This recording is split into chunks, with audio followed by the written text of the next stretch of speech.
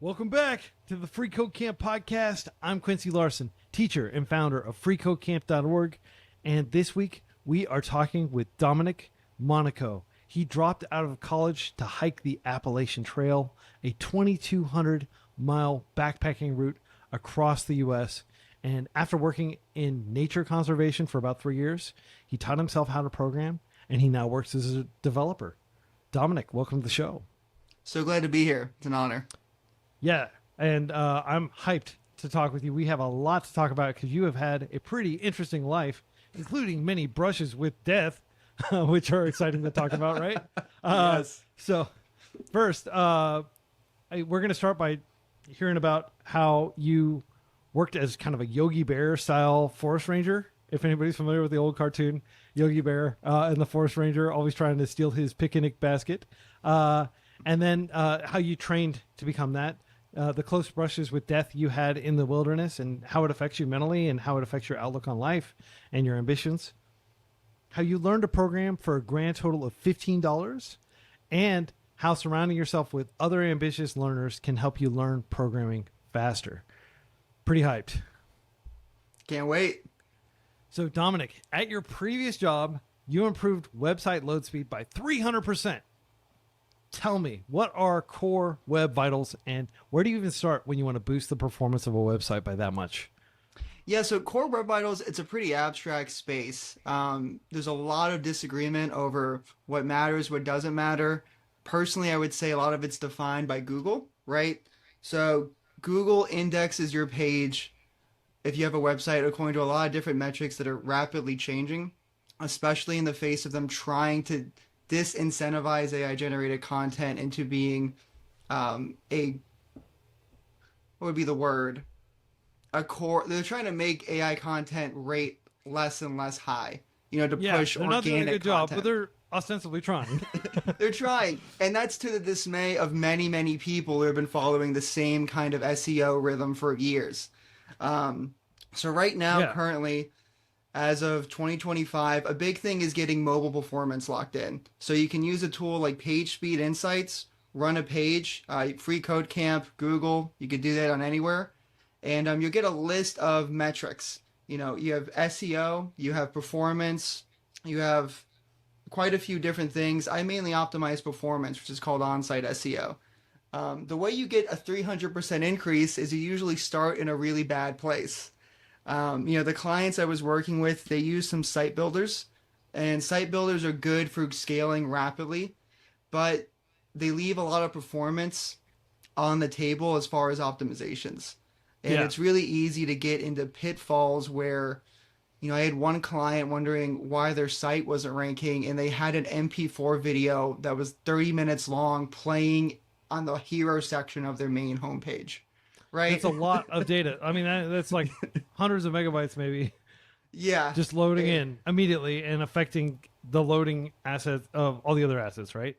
Yeah, and if it's not set to lazy loading immediately, right, it's taking such a big hit, and you can have a beautifully designed web page, right? You can hire designers to do a really great job, but if you're not optimizing the actual performance aspects of it, making it, highly indexable to like page crawlers, you're just missing out on a lot of stuff that would, cause your website, your business to rank higher, right, in performance metrics. Yeah, and for a lot of people, like SEO is kind of like a dirty word. It's like, well, yeah, my website should rank the best because it is the best. Like, I did a great job on this website, and like, sadly, freeCodeCamp used to be in that boat where we're just gonna do like give people what they want. We're gonna do everything like very transparently. We're not gonna care about SEO because we're gonna trust that Google is smart enough to figure out how to put freeCodeCamp at the top of the search engine. Mm-hmm. And what we found was that's not enough. Like, it's not enough merely to have like the best written technical articles that are reviewed by an editorial team and that are on topics that people care about and that teach, emerging best practices and all that stuff. You also have to play the SEO game if you want to outrank all the other people who don't even know what they're talking about, who are just taking, blog spam essentially and like jamming it into a keyword rich, headline article, like page title, and slapping it up on Google, or maybe doing thousands of those with like not real human authors, like the pictures of Danny, the the developer guy, like just putting him in in like this little window, right?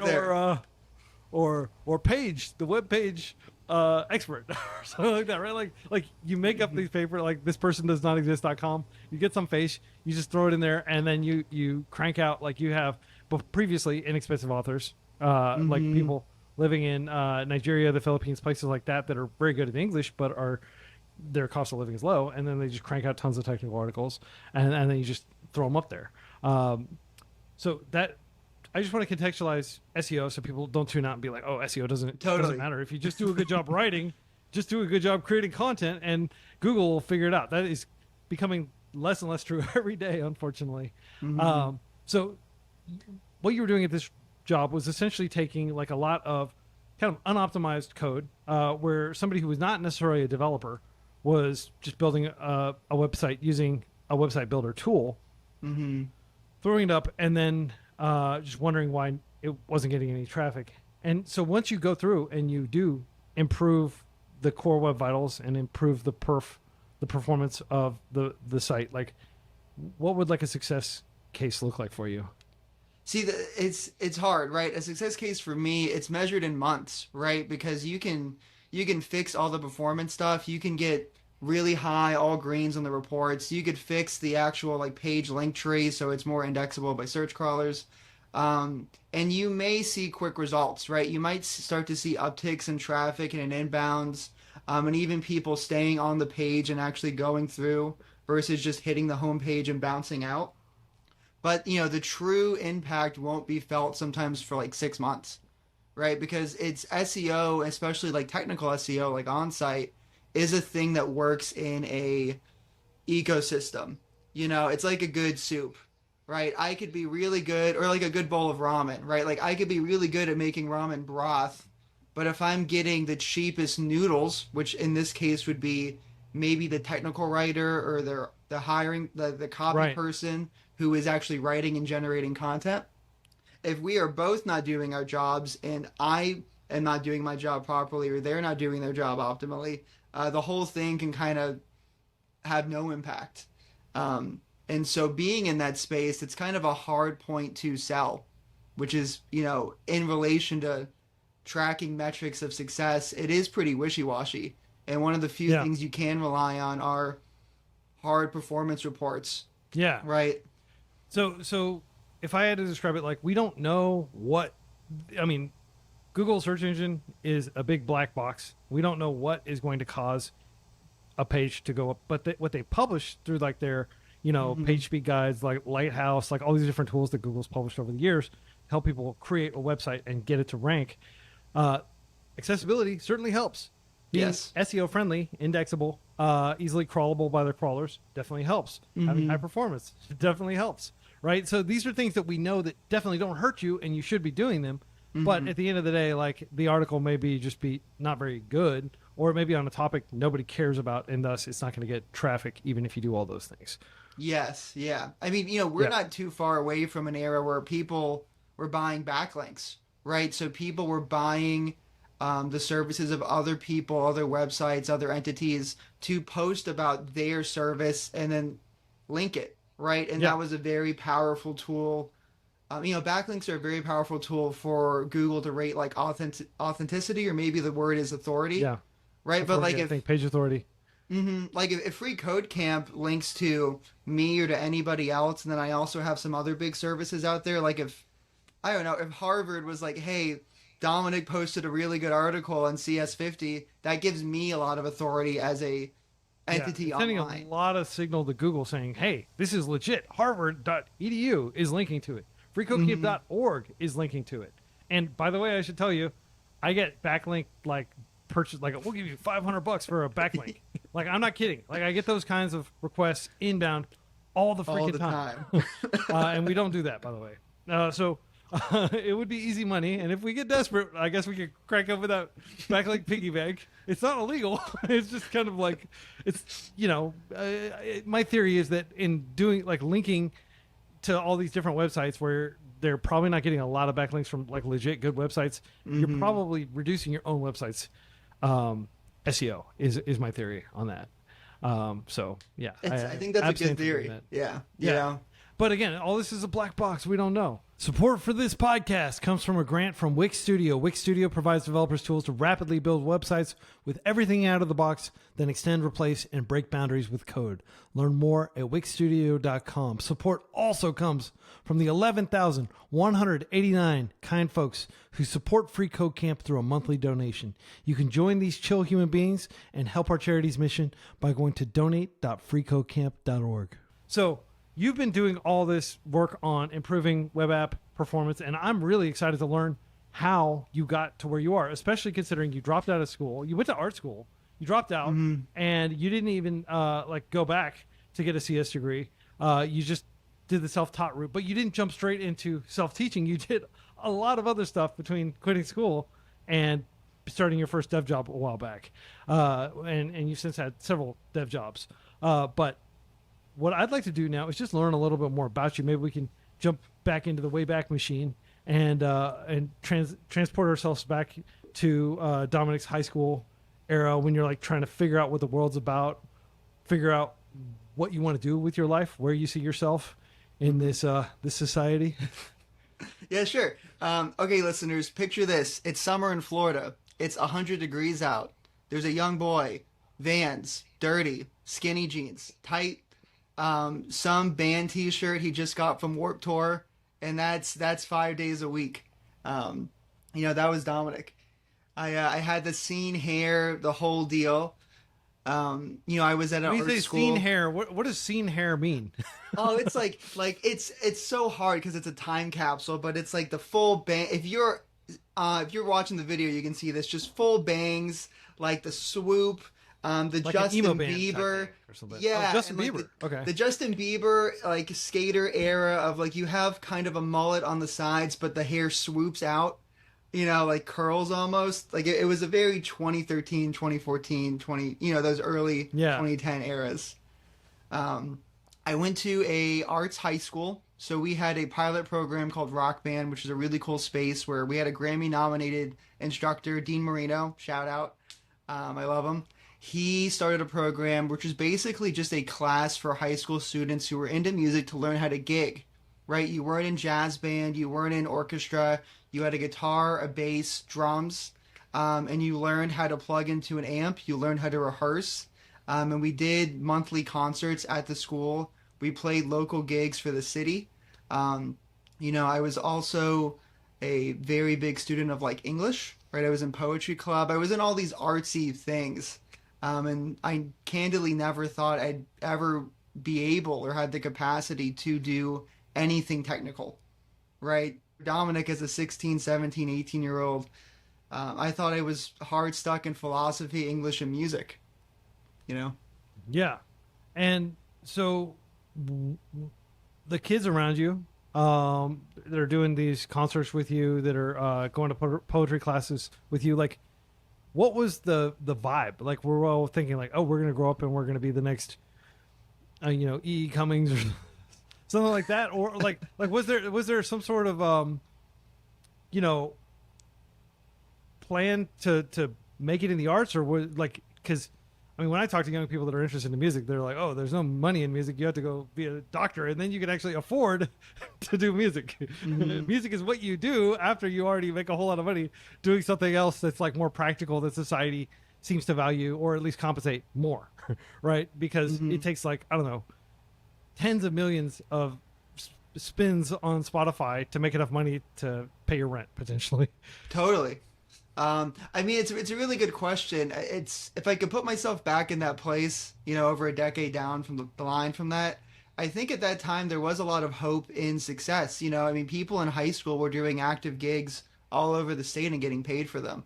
We were in like a pretty good program, and we had a lot of good talent for our age, in which people were seeing positive reinforcement on the dream that we could maybe find some place in the music industry, some place as a professor or something in the literature of, industry or academia. Of course, most of those people have since faced the crushing oppression of reality and have found themselves in a more traditional career path, including me. There is one, Alex Slay, if you're in Nashville, he's a musician. He's the one person I know, and he's like a brother to me, that is still successfully living out the musician's dream. But he's had to get really crafty with it. I think a lot of people had the dream, faced reality, and pivoted, you know? Yeah. And so graduating from this program, what was your thought process as far as school? Like, you did ultimately go to a few years of university, but like, what was your thought process like, and how did you decide where to go? Yeah, school for me was getting my parents off of my back while I tried to become a professional musician. You know, like a lot of people, it's like our parents wanted us to go to college, right, to do that whole thing. I didn't really want to, but I did, and I went to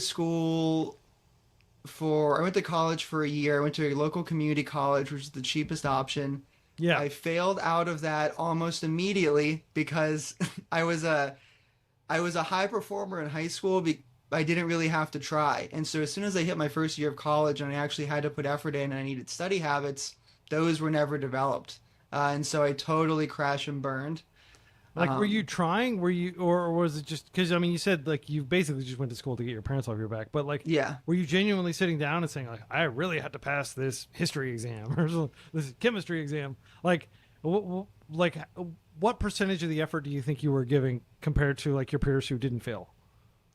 I think I was giving a little bit less effort for sure, but also there were some classes, and I've experienced this, throughout my younger 20s as well when I would go back to school.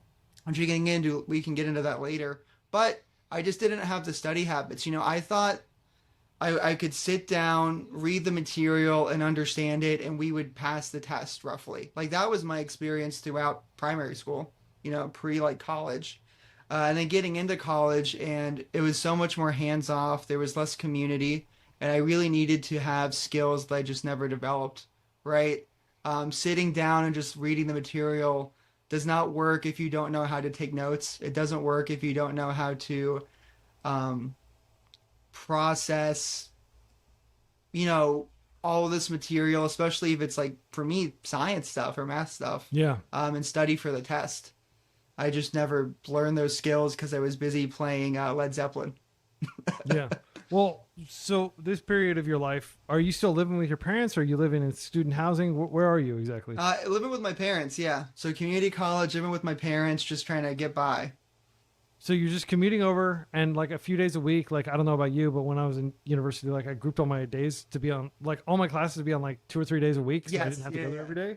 Yeah, so you're like, it almost feels like you're not in school compared to like the all-encompassing nature of like high school, where you're surrounded and you've got this cohort of people and you've known them for a long time, and now you're on this big community college campus with probably a bunch of people you've never met before. Did very many of your friends go over there with you? No, not many. A lot of my friends were kind of doing the university track, right? A lot of them went out of state actually. So it was this thing where, and you're highlighting something I've never really processed, but there was a bit of a loss of community and safety nets that I had that were probably heavily attributed to my success, pre-college, right? Yeah. So because you were doing great when you were at like an art school and you were just doing like arts related stuff, music, poetry, things like that you had a natural interest in, you were intrinsically motivated to excel at those things, and you didn't really have to, it didn't feel like you were necessarily applying as much effort. But now that you're having to do like general ed, university in the US, everybody has to take like, science courses and math courses and like physics and stuff like that. And like, you don't necessarily, it's not necessarily what you want to be learning. It's just that you have to take it in order to get to your major related coursework. And like, you probably would have majored in, I'm guessing, an art of some form, right? And philosophy. Yeah. Philosophy. Yeah. Right on. One of the classic liberal arts.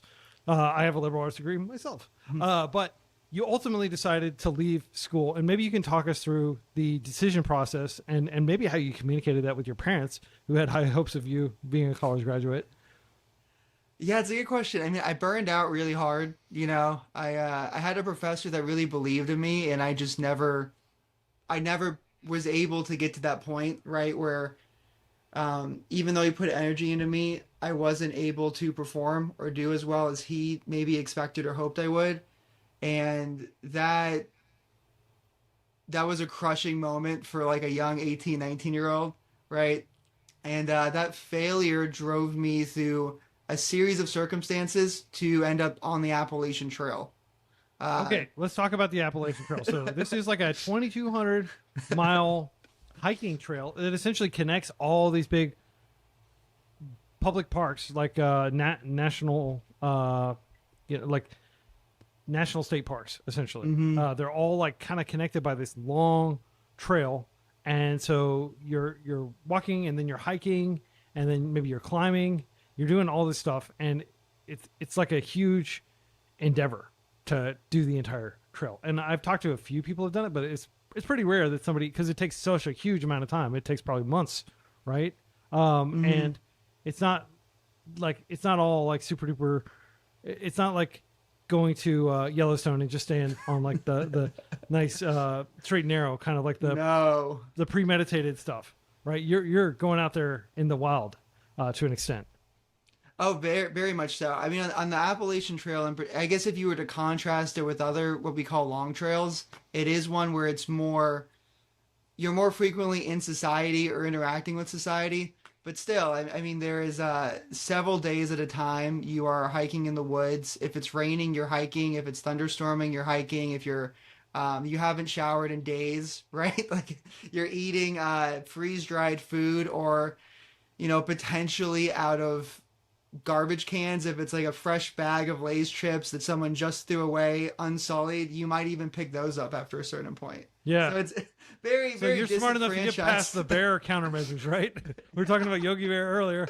If you go to like Yellowstone, they have like these very special trash cans that are basically bear proof, and bears can't figure out how to get into them, but humans can, obviously. Yes. So you can access those freshly thrown away Lay's chips. Oh man. Yeah, and I should say, by the way, this is in like, for those of you who are not familiar with East Coast geography, like myself, I had to look it up. It's basically running along, I think, like the Georgia to Virginia-ish area, like kind of like southern, like the middle of the East Coast is kind of how I'm thinking of it. Yeah, like if you want to cut off Florida and maybe like southern Georgia, it traverses the majority of the East Coast from northern Georgia all the way up to like central Maine. Yeah. Okay, and give us some idea of like how much time it took you to complete it. Like how many hours a day you were on your feet, and how many weeks or months? It was about 5 months total. Which is that's a long time. That's a long time to basically unplug, not be working. Yeah. To not be like seeing your family. I presume you didn't like. Did you take a break and like fly home halfway through? No, you just no. I just 5 months. Yeah. How many people have you met that have like done all 5 months of hiking? A lot. I mean, a lot. Like it's a pretty tight knit community. So once you're in it, you tend to meet other people that are in it that love it, and a lot of people don't complete the whole thing in one go. There are some people that section different facets of it every year or maybe every other year that eventually are able to piecemeal the whole thing. There are some people there are 3 big major trails in the U.S. There's one, the Appalachian, the Continental Divide, and the Pacific Crest Trail, all of which roughly take normal people about that amount of time. And there are some insane people that do all 3 in a single calendar year. That's crazy. You have to have a pretty deliberate pace to do 15 months worth of hiking in 12 months nonstop. Yeah, you're doing 30 miles a day probably, if not more. You're hiking from pre-dawn to post-sunset. It is a job, right? If you do that. Yeah. So maybe you can give us some insight into what a typical like wake life cycle would be, like a typical day on the trail, just for people like me who have never done anything that outdoorsy. Like, I love hiking. I love, driving over to the hike site or walking over to it if I'm like in a place that has like walkability, and then hiking up to the top of like, a glorified hill, maybe like 2,000 feet high, and then hiking back down, and then going and eating lunch. Like that's totally. For me, that's hiking, right? I'm very much an interloper, and I suspect most people listening to this they enjoy hiking in moderation and in small doses. But what was a typical day like for you on the trail? You wake up, your body hurts so badly. You're sore all over. You're probably with a few other people, right? On the Appalachian Trail, you could either camp in a tent, or they have some things called huts, which are essentially a floor, 3 walls, and a ceiling, where if you didn't want to use a tent, it's like a little shack multiple people will just lay their sleeping bags in. So hopefully no one snores. You wake up in a hut or in a tent. Hopefully it's not raining. If it is raining, you probably left your wet socks hung up on a tree along with your wet hiking shirt and your wet pants and your wet shoes. You wake up at 7:30. If you're me, you get instant espresso. You dump it into water and you chug that. You put on all of your wet clothes slowly and painfully. Hopefully they're not cold.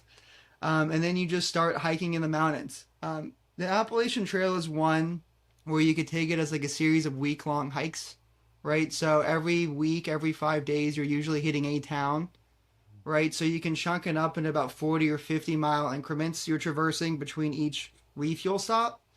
An average day would be waking up a little after sunrise, walking all day. You stop for lunch. You maybe have a nice scenic vista where you're eating a Snickers and it's the best moment of your life.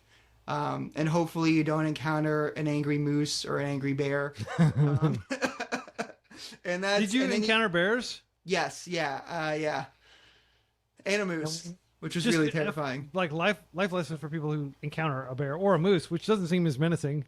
I mean, moose are way worse. Who would you rather run into, Yogi Bear or who's the Moose Bullwinkle? Moose Bullwinkle. which would you rather deal with? Like, would you rather bear every time? I mean, for me, definitely. They're easier to reason with, or are they like how do you deal with a bear? Because it is a wild animal that can kill you. It can, and you see reports every year, right? There was some dude in the Smokies who bear attacked him in his hammock because he thought he was a burrito, right? But broadly, if you're encountering a bear in the lower 48, it is going to be a black bear.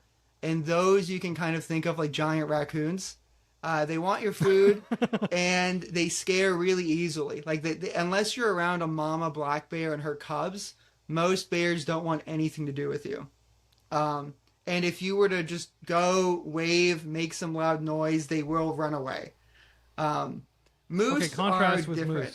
Moose are... Okay, moose they're herbivores, so you're like, oh, they're not going to be a big deal. They are death machines that are half blind. Moose will charge you, especially if it's rutting season. They will not stop charging you until they made you into a pancake. And your only saving grace is that they have some of the worst eyesight of all animals. So if you hide behind a tree, you just kind of hope it doesn't see you, and you're good. Damn. Sounds like a horror movie. It's just hiding behind something and hoping. Hiding and hoping. It does. But like a lot of these encounters, like I've encountered a lot of moose, a lot of bears. Most of them are pretty positive, right? Like there's very few times I've had what I would call issues. But moose have way more incidents than bears. Bears, you see incidents, but overall, most people are the biggest threat when you're doing stuff like this. Which is a little bit of a mundane reality, right? What do you mean by that? People are the biggest threat. Are you going to encounter somebody who's, hostile? You encounter a lot of weird people. Most of them aren't hostile. Like most crimes statistically that happen on these long scenic trails are at intersections with main roads, right?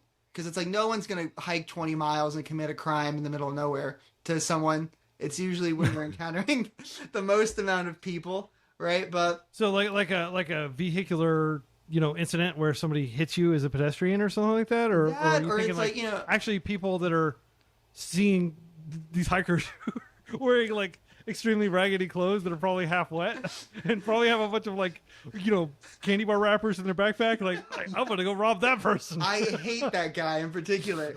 I mean, I think a lot of it is just like the people you meet on trail are largely doing the same thing as you're sharing common cause, you're sharing community, but when you start interacting with the public and you're starting to interact with people who are recreating at structures that are very close to intersections and junctions with civilization, and these people are treating the woods as a place to get heavily inebriated and get a little rowdy, that can get crazy, right? And it doesn't mean it's bad, you're not in a really dangerous area, but it's just the most common rate of incidents versus a black you're actually more afraid of the drunkards than you are of the bears and the moose. 100%. If I'm reading it, yeah. Yeah. Yeah, and the people that just want to go mess with you because they're having fun and it's Friday night or something, and you don't care that it's Friday night. It's just another day of trying to find your campsite, and Yes. you have to deal with these people. Yeah, You've lost all semblance of understanding weeks versus weekends. It's just one long continuous thing, you know? awesome. Well, that is a great like vignette, if I am pronouncing that correctly, into the life of somebody hiking the Appalachian Trail. In terms of like, if somebody hearing this is not a hiking podcast or anything like that, but if incidentally, if you're interested in hiking, like, what advice would you give to somebody if they want to do like the full 5-month slog? Like in terms of preparation, physically, mentally, financially, in terms of things they should definitely bring, what tips would you give them based on your Number experience? one is don't trust anything anyone at REI says to you. That's you're better off going to Reddit. The people Okay. at REI are they are very kind and they know how to give advice for like day hikes, right? Or weekenders. But when you're doing something like this, it's a pretty unique, you need pretty unique gear. Um, you're probably going to want to do some research. There's White Blaze, a lot of Reddit threads, a lot of good Facebook communities you can look up for any of these major things. But it's really similar to tech, honestly. Like if you're trying to get into tech, you want to talk to people. You know, you want to talk to people that have done it, are doing it, and ask them what works for them the best. Um, I think, the other thing, which honestly is synonymous with at least my journey in tech, is that a lot of it's about resiliency and pacing yourself.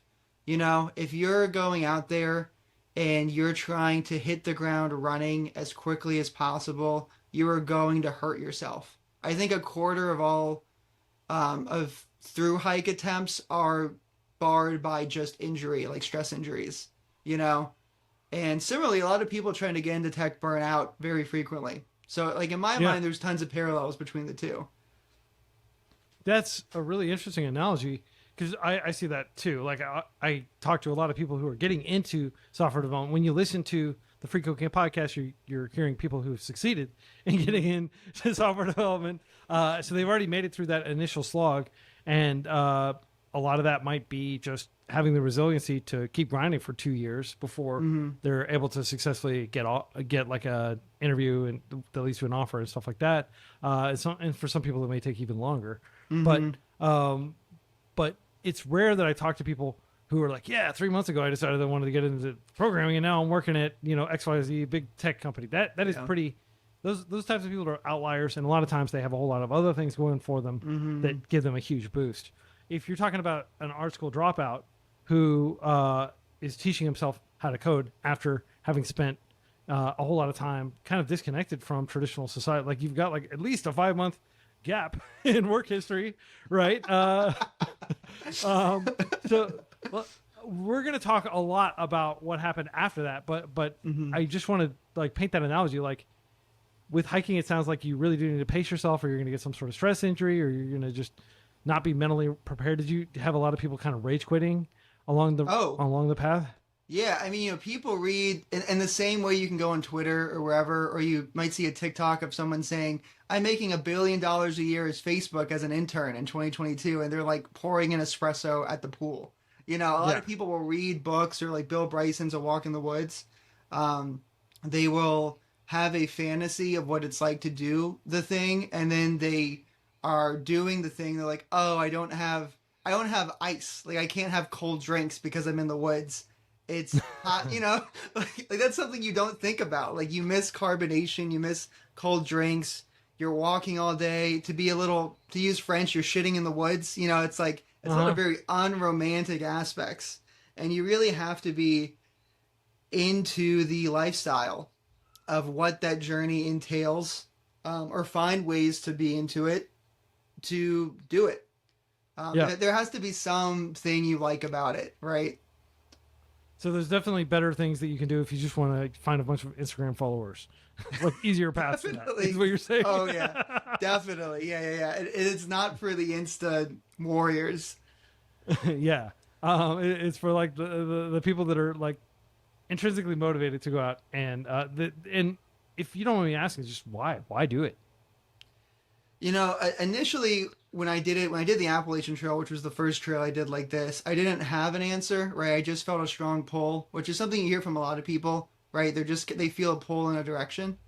I think in retrospect, that pull was me chasing a freedom to define who I was without all the baggage of who I am, if that makes sense, right? Like the person I was in high school and growing up, no one cared, right? Like when you get on trail, you're assigned like a moniker, like a nickname that people usually give you based upon an act you did or something about you they notified, right? Someone might call me Mustache, and that's just who I am. But that ability to redefine who you are and who you want to be against the pressure of your history is a really powerful vehicle for transformation, right?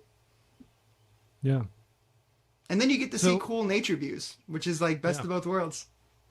Yeah, absolutely. Like you probably jam more like nature walking into that 5 months than most people get in their entire lives, even if they move somewhere really scenic, like, Santa Barbara or, like pretty much all up and down California is really scenic. And I imagine that, you've topped a lot of that stuff. Just it's a routine pedestrian thing for you to encounter some incredible view along your daily walk, just throughout the process of walking.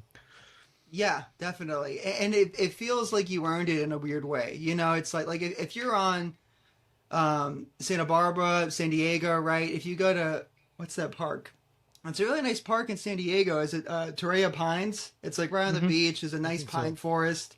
But if you go there, there's a billion people sharing that view with you. When you're doing these kinds of things, you might be the only person. Maybe you're sharing it with a small group of close friends you've made over this journey. But it's a lot like Lord of the Rings. Like you're with Pippin and you're with Pippin's brother. I can't remember his name right now, which is a shame for a good Lord of the Rings fan. But you're with all these people and you're just enjoying this experience that no one else is really enjoying because it's 20 or 30 miles away from the closest major highway. And it's a really spiritual thing in comparison. Yeah. Yeah. And, San Diego, tons of natural beauty there. The park that you mentioned there, Torreya Pines, I believe. Torreya Pines. Yeah. You're right. Like everybody's out there. You can get in your car and you can drive to it and you're just there. And there are tons of other people there. It's not the same as having your own kind of like private experience with nature where like maybe you're the only person within, a mile. Or something like that. There were there experiences like that where you were just like, you knew how alone you were like really far from anybody else? Definitely. Yeah. There's a lot. I think, one experience, it's not about being alone, but it kind of shows like how far I've come in a very visual way. In 2017, I did the Colorado Trail, which is it's a 500-mile trail that goes from Denver to Durango. And it's over some of the most pristine country in the U.S., period. And there's this moment I had with my partner at the time where we had just hiked we're close to being done. We're 400 miles in and we get to the very top of this mountain pass and we looked back and we could see the entire ridge line of the past 200 miles we walked over the past 4 or 5 weeks. And that, I'm getting chills thinking about it. It was such a powerful internalization of a lesson that I think my parents have always tried to instill in me, which is that big change happens in small increments. Yeah. Right? Like, if I could look back and I can see every step I've taken for the past 4 weeks, and that's 200 miles over some of the biggest mountains in the continent, it's just such a powerful realization of like, oh, like big change is possible with really small, consistent effort. Yeah. Yeah, that's really profound. I can only imagine what that must have felt like. So you finished the trail. Obviously, you've been doing lots of trails since then. So this is just a part of who you are. Yeah. You are a trail hiker. I would say so. Is that accurate? Like you identify as somebody who enjoys going out and spending long periods of time, multi-day, multi-week hikes. Yes. Yeah. Yeah. And my understanding is you trained to try to become like that Yogi Bear, like forest ranger who's always trying to steal his picnic basket. That guy, right? Very much so. Yeah, can you talk about like training for being a forest ranger, and what the next few years of your life were like? Definitely. So initially, it was I was just a guide, right? I was a recreations guide, outdoor recreations guide. So I did zip lining, I did kayak guiding, which were all soft launch skills of seeing, or not of seeing, but of actualizing the thought of I like doing this stuff and I'm paying to do this stuff. So why don't I get paid to do this stuff, right? It's a pretty it makes sense at the time, and so I started there. I eventually got accepted into a pretty prestigious program called AmeriCorps. I was in, Yes. which is a federally granted fund for domestic volunteers. It's like domestic Peace Corps for in the United States. For anyone that doesn't know, and they kind of the program I was in specifically was training the future of conservation stewardship was the copy, but essentially creating a pipeline into being a park ranger, national or state level. I was in upstate New York in the Adirondacks. Jeremy Burns, who is one of the best mentors I've ever had anywhere, was leading up that program. And we spent the better part of 8 months interning. I made $80 a week, and we were working on hiking trails, on snowmobile trails, and essentially maintaining and building out recreation trails, which is at least a facet of most park rangers' lives in some way, shape, or form. Yeah, that sounds really exciting and cool. And I've put a link to AmeriCorps in the show notes. That is AmeriCorps, like CORPS. I have no idea why it's pronounced that way, but that's why it's pronounced that way. So essentially, you were being able to get paid to do what you loved, being outdoors, helping other people, facilitating, like setting up the zip lines. I don't know if anybody listening to this has gone on zip lines, but they're awesome. You just you kind of click in and then you just zoop from tree to tree, and it's exhilarating, and it's a great way to get like a cool dynamic view of the forest you're traveling through and stuff. So you did that for a while, and at any point were you thinking, okay, what's next, or were you just like, this is what I'm going to do? Like, was there, because you stopped doing it obviously, and you moved on to software development, and I'm curious about like what was the impetus for you to walk away from that lifestyle? I think it was hard. I met some of the best people I've ever met in my life, right? I felt really aligned. You know how you hear about mission driven companies? Like that Yeah. really felt like mission driven work. Like everyone that was there was doing it because they really believed in conservation and wanted to do it in some way, shape, or form.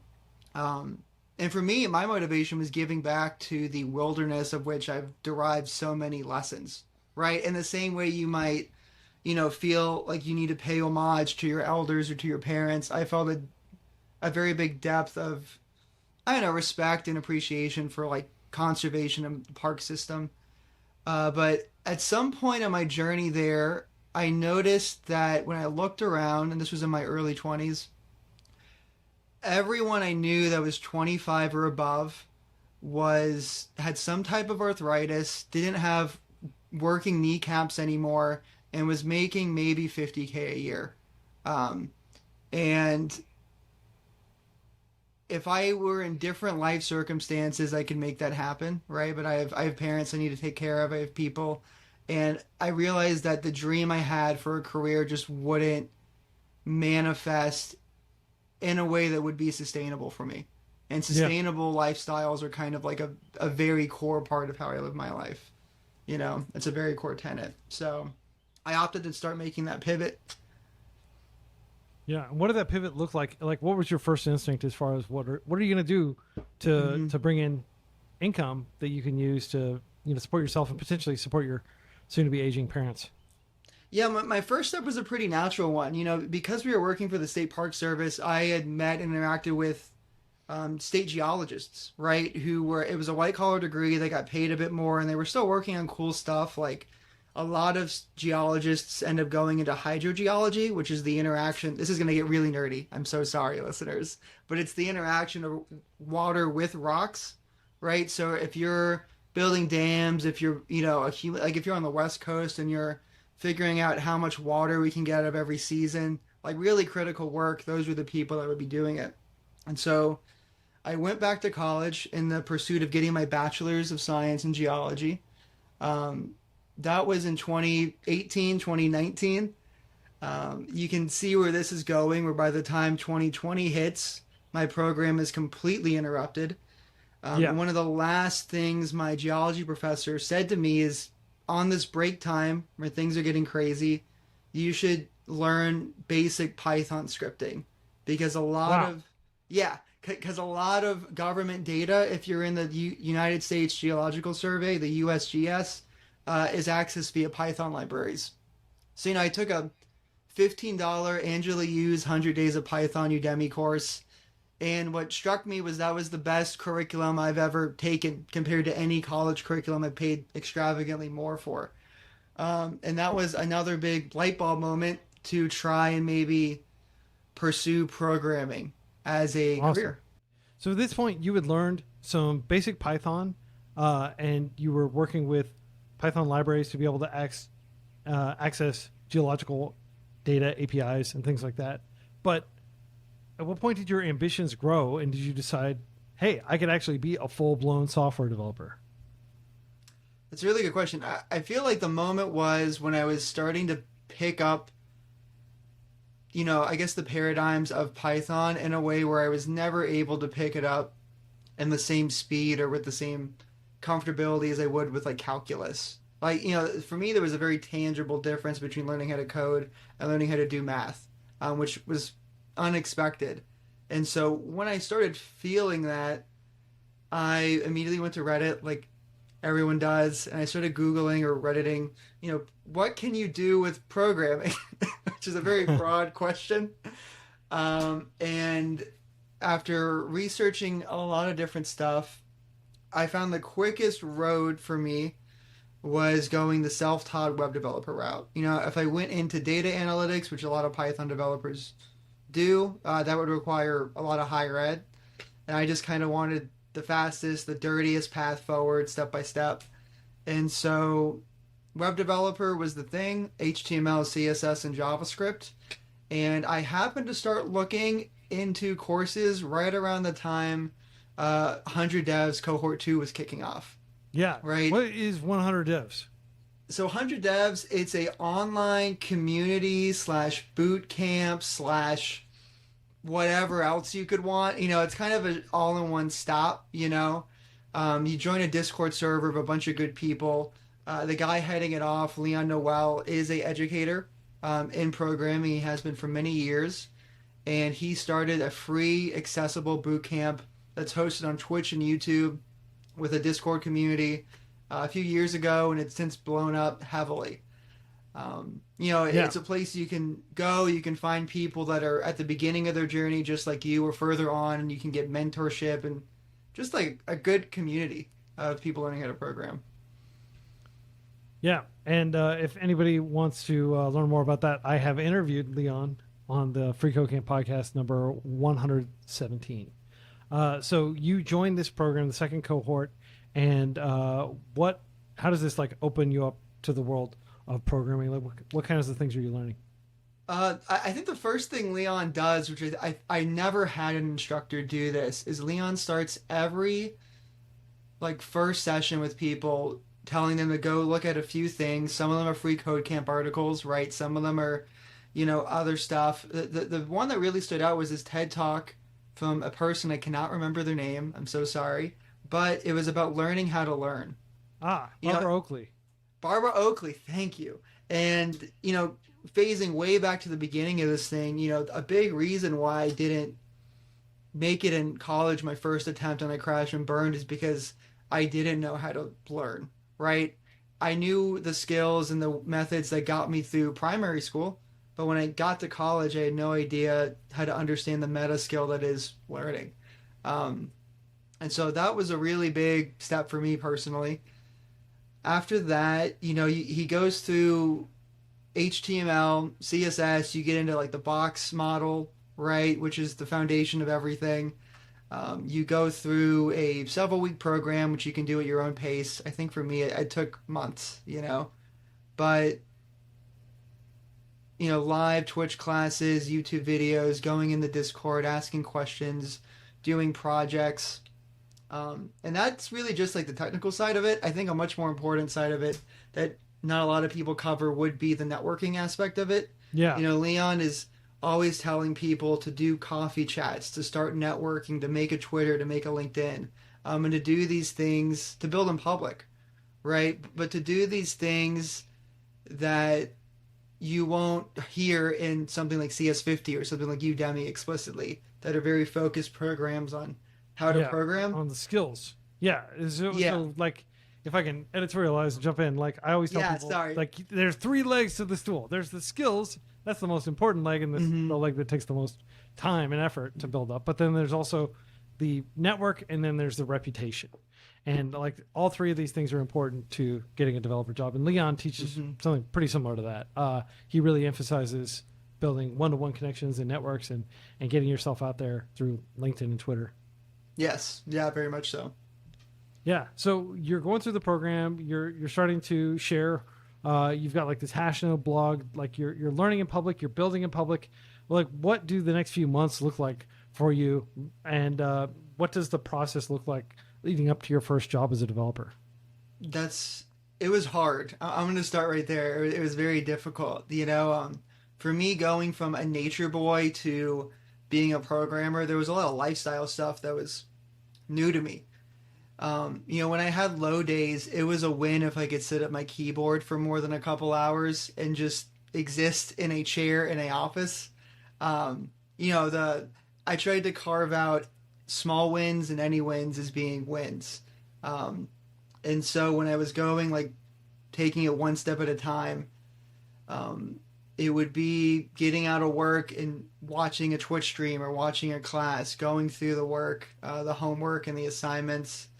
There were really low points. I remember there was a time when we were going from front end to back end where I was learning back end JavaScript and it didn't make any sense at all. And just kind of, you know, you're taking in all this information almost like a plant on a rainy day. And some plants, if there's too much water, you can like flood the roots and kill it. I felt the closest a human can be to that, getting into back-end JavaScript. You know, there was like a 2-week stint where just to get like the green GitHub squares, I would change my README bio from a period to an exclamation mark on one sentence just to show that I had done a little bit of coding that day. Yeah. You know, I don't know. It was a really difficult grind to get through the boot camp and adjust to learning to understand mentally like the paradigms of programming, but also the paradigms of the lifestyle of learning how to code, if that makes sense, or the lifestyle of just being in tech. Yeah, I hear you. So you were able to do it though. Like you did gradually grind through like the low energy days, and you kind of grappled your way through the ambiguity of learning to code through the darkness. Like you don't know when you're going to see the light at the end of the tunnel, and you're actually going to like rock this stuff, and you're suddenly going to be like capable of understanding how it all fits together. Like I went through this process. I think pretty much everybody goes through this process of like, okay, I need to learn this stuff, but I just don't understand how it all fits together. Like, and coping with that level of ambiguity, I think is one of the key things that differentiates somebody who succeeds at learning the skills of programming from somebody who does not. Now, learning the skills of programming, as I said, it's only one leg of the 3-legged stool that holds you up. And a lot of people like get that, but then they just don't have the, I guess, drive to power through tons of like job applications and play the job application game, the elite code, you know, data structure and algorithm memorization game and all that stuff, and all the other meta work that's associated with actually getting a job that doesn't really have that much to do with actually doing the job. But a lot of people do actually learn the skills and then fail at those other things. But I think the most common place that people fail is just at learning the skills. And what you described there is kind of that like dead zone or something like that perilous part of the learning the code period where most people peel off. Yeah, I know. At the moment, you know, you're talking about a dead zone. It reminds me of when you're crossing a river right? Like not like a bridge, but like you're walking through a river and there's a high, maybe no one will relate to this except for 5 people. But there's a moment when you're in the middle of a river when you're crossing it, and if it's kind of high, your footing is the worst because you're on like shifting river rock, nailed it, and you have like water coming at you from all these different directions, and you're halfway there, but sometimes being halfway to somewhere is the hardest part of that whole journey, right? Yeah. Yeah, because like you fully grasp how difficult it's going to be because you're in the thick of it. Mm-hmm. It's easy to like, it's not going to be that bad when you're starting, and it's good that people think that because otherwise they wouldn't maybe even get through the starting process. But once you realize just how hard programming it is hard.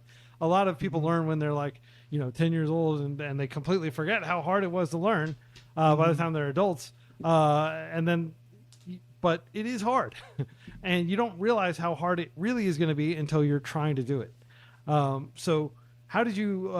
So you did power through that eventually. Do you have any tips for people who are in that right now, listening to this? Like they've gone through kind of like the honeymoon phase, and now they're doing like, oh, now I've got to learn like full stack development. I've got to learn how all these different components like fit together to build like a web app or a mobile app. Like, do you have any advice for people who are in that in the middle of that river? Yeah, I feel like this is going to be a hot take potentially for some people because I know some people that have made this philosophy work, but I feel like if you're treating it like a race, you've already lost. If you're treating it like a race, you've already lost. For the majority of people, right? There are some people I knew who went through 100 devs and got jobs before they even got to back-end JavaScript. That got jobs quickly. And sure, they weren't high profile, but they got a tech job and they were able to grind really hard and make that conversion really quickly. I feel like I'm in the minority of my cohort in that I have a tech job and I'm doing good. And what got me personally through that was not treating it like a race. It wasn't even a marathon. It was just a day by day trudge forward, and any progress was good progress. When I had bad days, that was a part of the journey. When I had good days, that was a part of the journey. But ultimately, to use another Lord of the Rings analogy, we got the ring to Mordor and we threw it in the volcano, right? And it all worked out. But yeah, it's funny that you keep mentioning Lord of the Rings because it is basically like one big like hiking journey. They're walking for most of the books. Right? Yeah. And what are they trying to do? They're trying to take that ring and get it to the volcano. And that's it. It's super simple in theory. Just in some ways, like learning how to code is a super simple thing if you zoom out enough, right? You start learning how to code, you learn how to code, you apply for a job, you eventually get a job.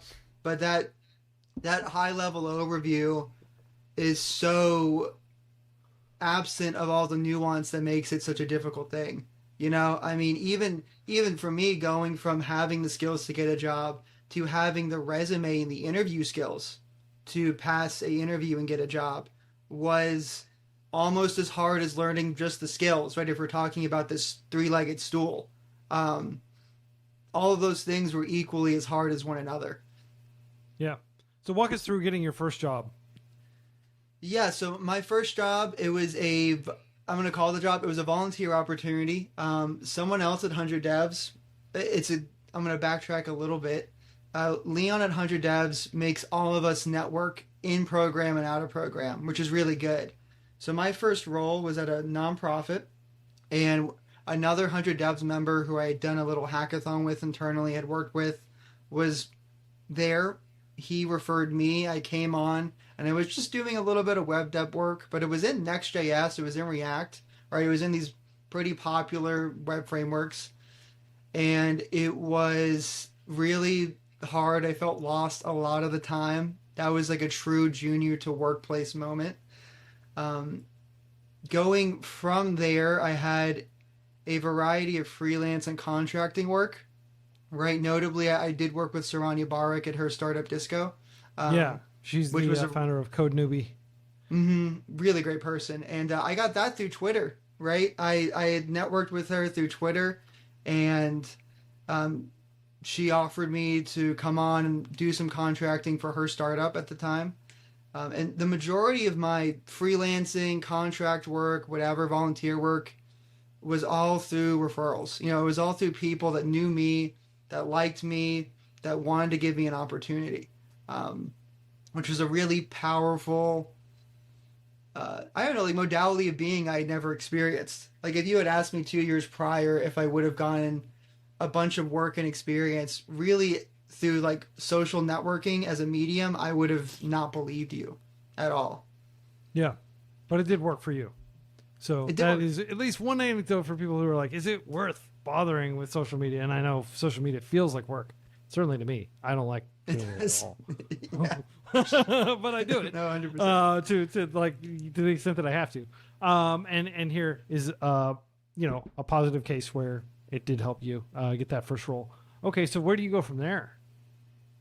So, I mean, it was bouncing, right? Like I came out 100 devs at 2022, right? So at the start of the layoffs, so everyone was kind of looking for a job. Navigating that was, again, like steps forward, volunteering, freelancing opportunities, contracting. Maybe that contract ends and we're back to freelancing, get referred to another contract, build up my skills.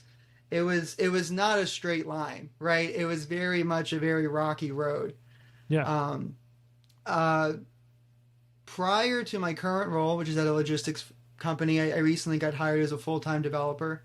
Yeah, and logistics company, like dealing with like moving stuff around, freight with trucks and stuff. Yeah. Trucks, warehouses. Awesome. Yeah. Mm-hmm. And I'll take this moment to point out to many people listening who don't realize this, about 2/3 of all jobs that are developer-related roles are not in big tech software companies. They're at hospitals or banks or trucking companies. I mean, there are a lot of different. There's a lot of work that needs to be done in the world, and it's not all just creating software as a service, web apps. Yeah, yeah. I mean, it's interesting, right? And it was kind of a jarring experience because right before this, I was volunteering my time to a program called Gridiron Survivor, which you just had Shashi Low on a few episodes prior to this. He helms it.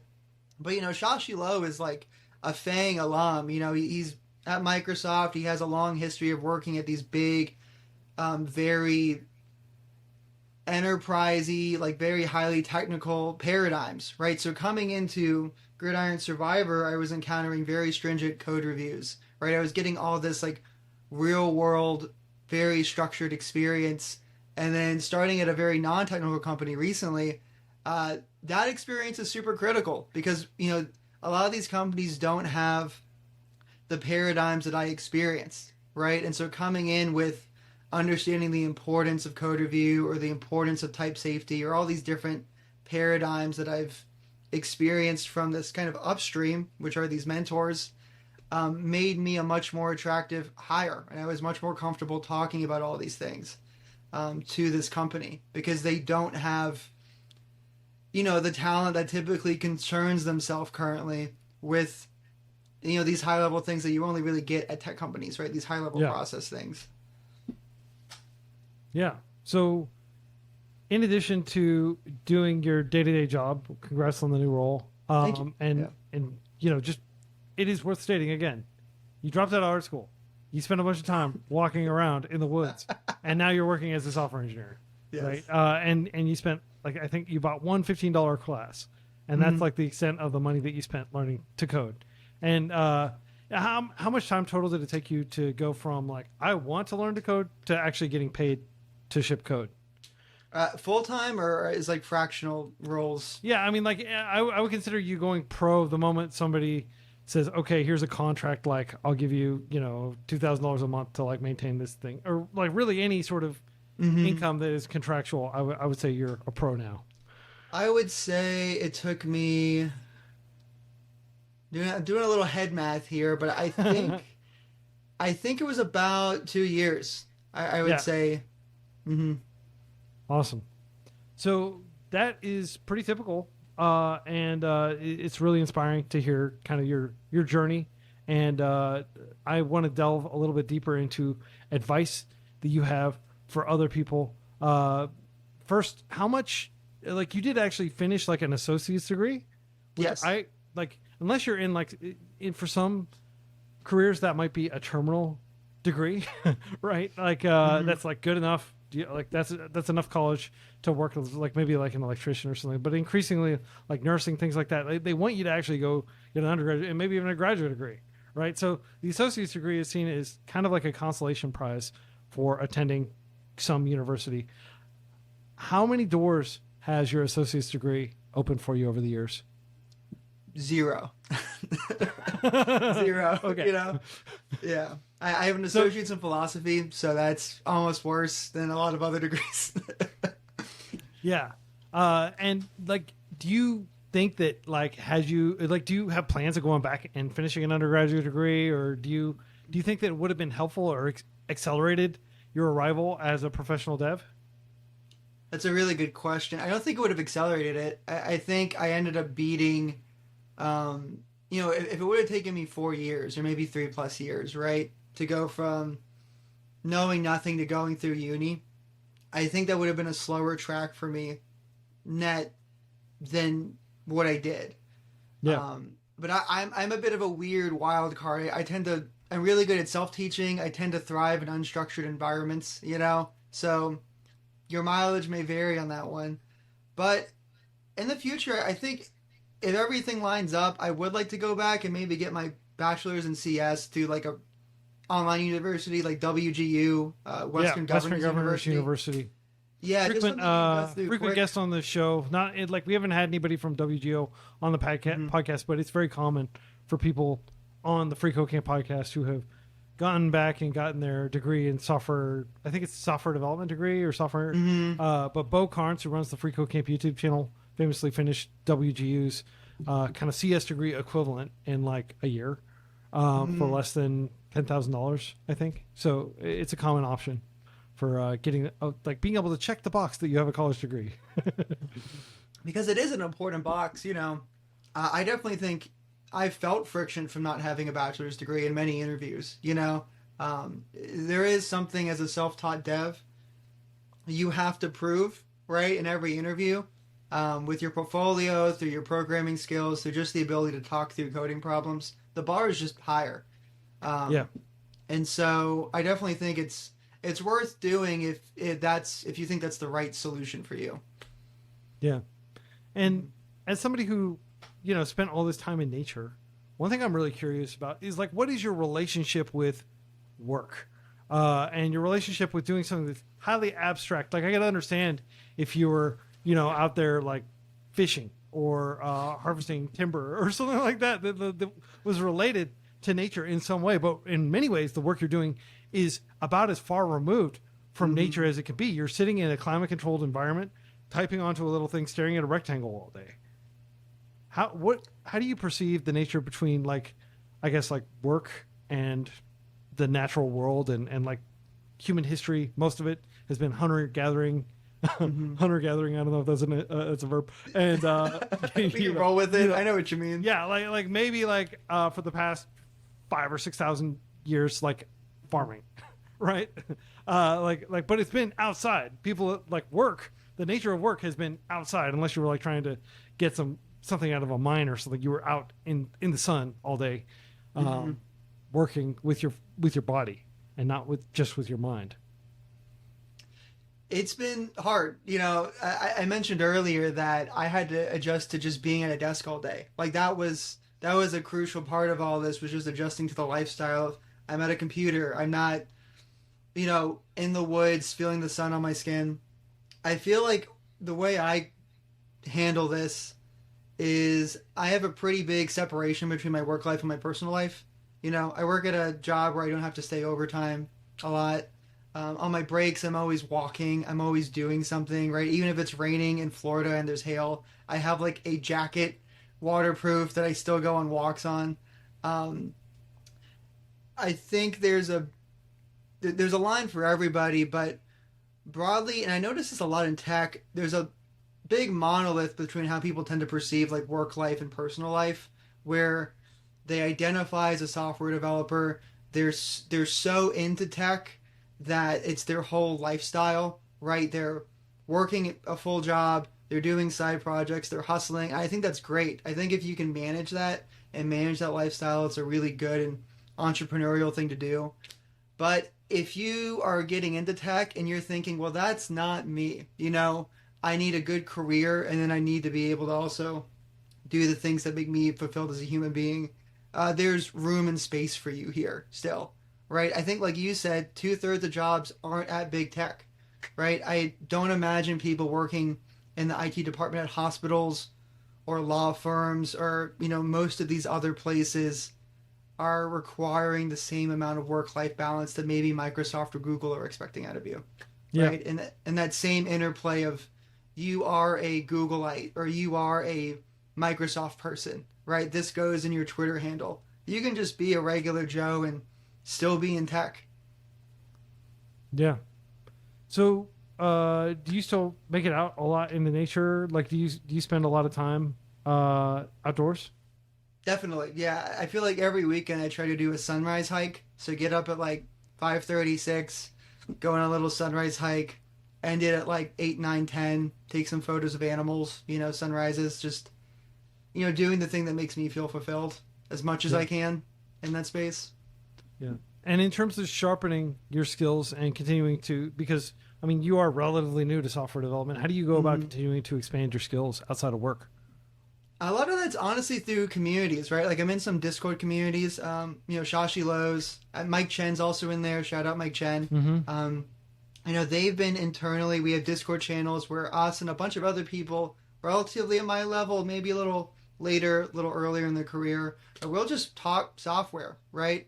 And I don't have to sit down for a 20-hour YouTube or Udemy course on database design or something. I might just powwow asynchronously in a Discord or a Slack channel and just, if nothing else, read other people's commentary on what's happening. If I don't have the energy to upskill on a weekend. Otherwise, I might be looking at system design stuff. I might be looking at other classes that are referred to me where I can go through them at my own pace in the similar way that I did with 100 Devs. I might listen to podcasts like the Free Code Camp pod. Some people have a lot of really good things to say about you're a junior now. Here are the things you should be looking at technically to get into like mid-level roles, right? Mid-level concerns. So broadly, it's like it's processing content and being in community with other people and hearing their ideas is kind of how I'm approaching upskilling. A very passive process to it. Yeah, and what do you think the next 10 years holds for you? Both in your personal life, but also in terms of professional development and expanding your skills and your power as a dev.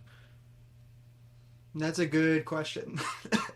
I think broadly, this whole thing has been, my whole career life has been very nature oriented up until this pivot point.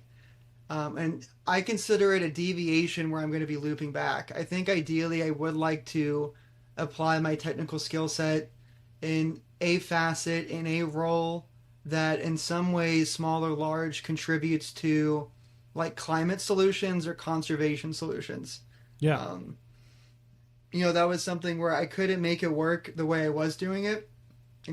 But I would really like, when I'm a bit more experienced and I have a bit more value to add to companies, to find a way to work on or for a company that is doing or engineering solutions in the climate space in some way. Yeah, that makes a lot of sense. So one thing I like to close with on the Free Code Camp podcast is let's say hypothetically there's a great episode of Star Trek where they're caught in a Mobius, like an infinite loop, and the Data figures out a way to send information back to himself, and he can only send a few bits really. Great episode. And I always think what if I were trapped in a Mobius and I was gonna actually have to go through my entire life again? What would I send back to myself to make it a little bit easier? So let's say hypothetically you can just send maybe a sentence or two back to yourself when you're in high school. You're studying art, you got the scene haircut, and you're playing in the band, and you're thinking about you're gonna go and study philosophy at the community college and stuff like that. What would you send back to yourself to make your life a little bit easier? And of course, like, butterfly effect, you might end up like some douchey, sales guy that like is Machiavellian or something. There's a risk that you somehow fundamentally change who you are as a person. But let's say hypothetically you can send some advice back, and we're not worried about that. Okay, so I'm definitely not going to become evil no matter what I say. Okay, yeah. That risk is off the table. It's off the table. Honestly, I've thought about this a lot. I feel like if I could send back a sentence, it would be, it works out, stay on the path.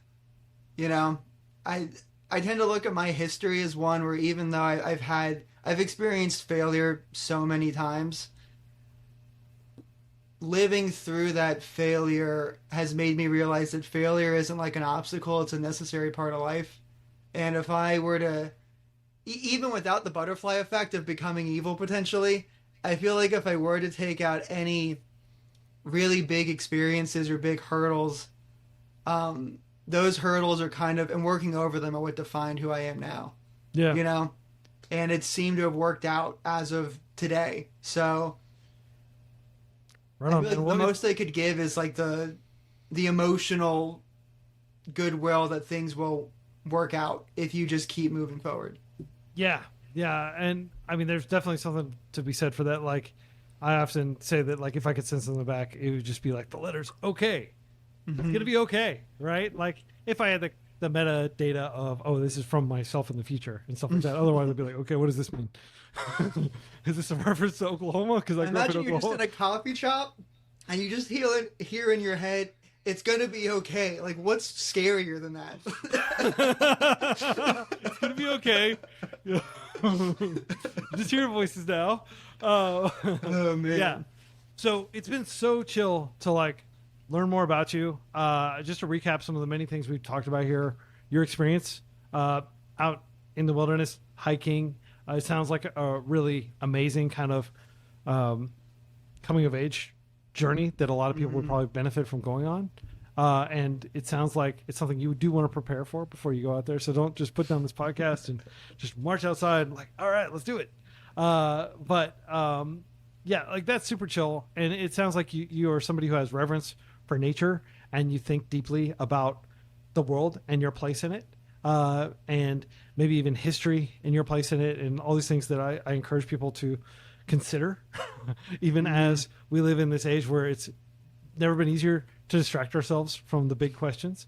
And I think it's really awesome how you ground through those 2 years of ambiguity and of doubt, essentially. Like, is this going to work out? It's not guaranteed to work out. Nobody's guaranteeing you a job at the end of your effort to learn these skills and get a job. But it's very cool that you plowed through that the reverence and that you give to the people like Shashi and Leon who've helped you. Again, both podcast guests, if you all want to check out those interviews with them. And yeah, I've really enjoyed hearing from you and learning from you, man. It's been a pleasure. Seriously, Quincy, this is in a weird way a dream come true. I never thought when I first read my first Free Code Camp article, I'd ever be on here talking to you. So thank you. And this is your first ever podcast interview too. Yes, fun fact. First ever podcast interview. Hopefully there's more, Yeah, and I just want to say, like, I intentionally go out of my way to find you these deep cut people. These people that are not like famous. Like, I get so many freaking emails from people like, hey, can you have our CEO on your podcast? I'm not kidding. Like, every single day, like, there's some PR agency or somebody sending me like, oh, get this person, blah, blah, blah. And like, I'm much more interested in hearing from the Dominick Monacos of the world, who are just kind of quietly grinding and getting things done and rising in the ranks with their careers and continuing to, think and feel in the background. I'm much more interested in talking to people like you. And I hope the audience is interested in hearing from people like you, because this is like novel. This is unique. Like, I've never talked to somebody who's hiked the Appalachian Trail. I've never talked to somebody who used the term seen hair. I'm like learning from you. So, and I hope everybody else tuning in is learning from that as well. I've never talked to somebody, like, for those of you who are just listening, who has a mustache that comes out like that. Right? It's pretty cool. It's all first here. on the FreeCodeCamp pod. Yeah, man. Well, it's been an absolute pleasure having you on, Dominick. Everybody tuning in. Until next week, happy coding. Happy coding, guys. Thank you.